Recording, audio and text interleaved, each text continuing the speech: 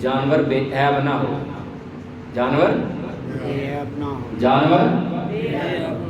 میں اس سے بڑھ کر ایک بات کروں گا، جانور قربانی کے لیے بے عیب ہونا چاہیے، اور قربانی کرنے والے کے اندر سارے عیب ہوں چلے گا۔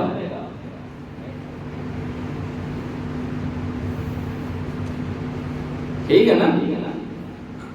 جانور بے عیب اور صاحب حاجی صاحب کرنے والے میں سب عیب ہوں، ٹھیک ہے چلے گا۔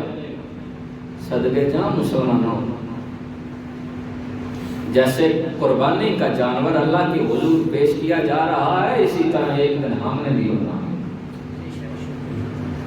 اپنے عیبوں کو ختم کر لو تاکہ کل جب پیش ہوں تو رب کہے یہ بے عیب ہے، اسے جنت عطا کر دو۔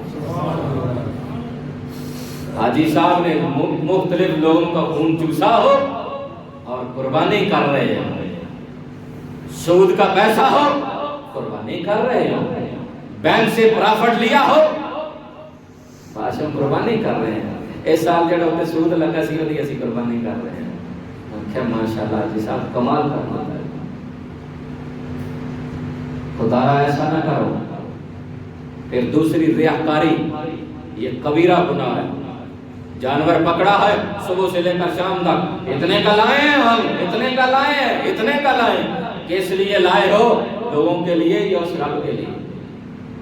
دوسری چیز، اس کی سینگ آج کل نکلی لگا کے، اس کے ہوتے ہی نہیں، دوسرے کو تار کے اتر لا کے حلوی لگا کے بڑے جناب نازاں کے ناز کار خرید کر لائے، بچے کھیلنے لگے، سینگ سے پکڑا، سینگ بچے کے ہاتھ میں پکڑا، وہاں کھڑا۔